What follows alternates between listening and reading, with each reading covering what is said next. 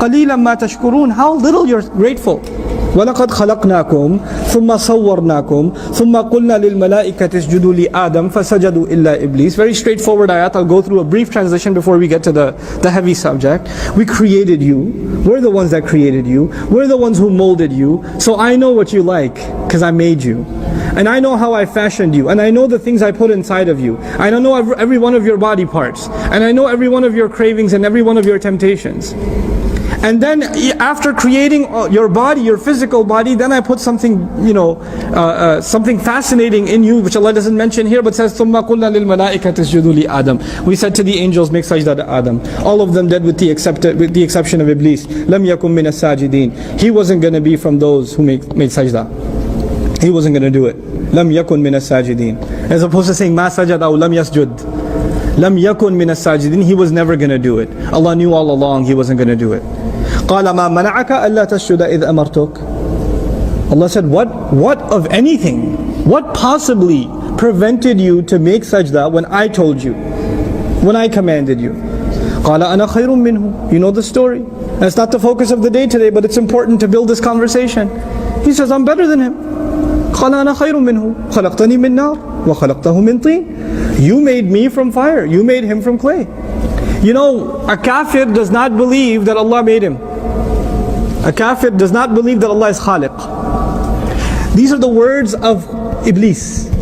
And Iblis says, Khalaqtani. You made me. He doesn't just believe in Allah, he's talking to Allah and he's acknowledging that Allah is his creator. His kufr is not just of I don't believe Allah exists. His disbelief is actually his disobedience. I'll say that 3 times. His disbelief is his disobedience. His disbelief is his disobedience. His disbelief is his disobedience. Why am I saying it 3 times? Because there are people in the audience who disobey Allah and they say, it's not that bad, at least I still believe. At least it's not like I'm a kafir. I do some stuff, I know it's messed up. But it's not like I'm a disbeliever.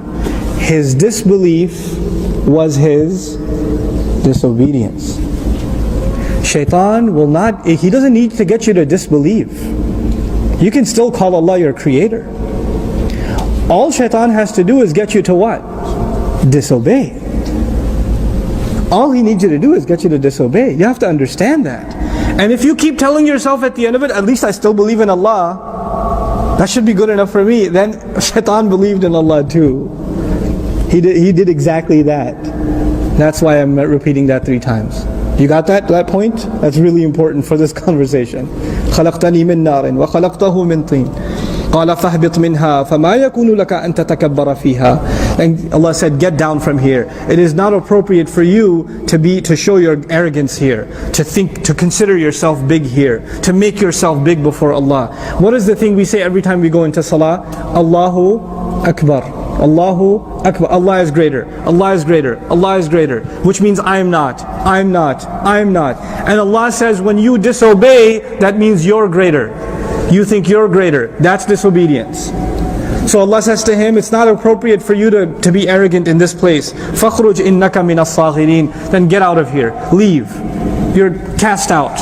You are from those who've been humiliated. As-saghirun here means humiliated. قَالَ أَنظِرْنِي إِلَى يَوْمِ يُبْعَثُونَ. He said, just give me time, wait for me. Allow me a little bit extra deadline until the day these people will be raised again.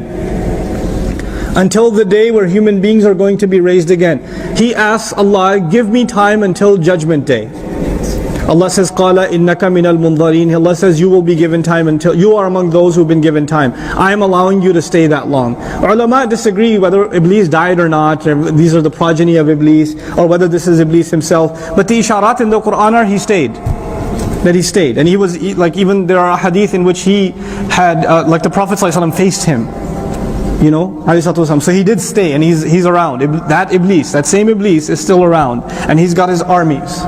And he's got his minions that continue to do the waswasa on his behalf, including himself.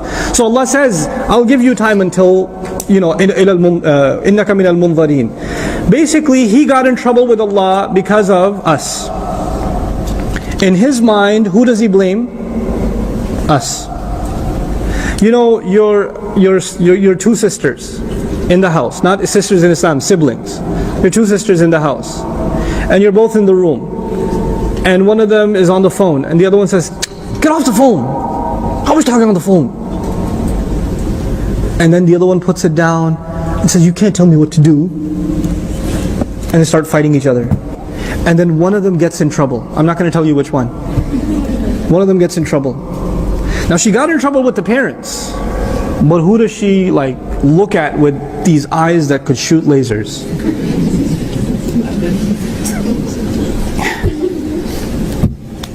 You blame your sister. It's your fault.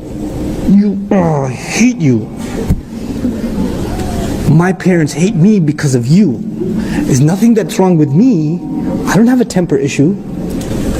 I don't have any problems. It's you that made me look bad. So, this is now وَلِلَّهِ الْمَثَلُ الْأَعْلَى. It's still a relationship of qurb. Iblis he wants to show he's close to Allah. And now he's been humiliated because of the presence of who?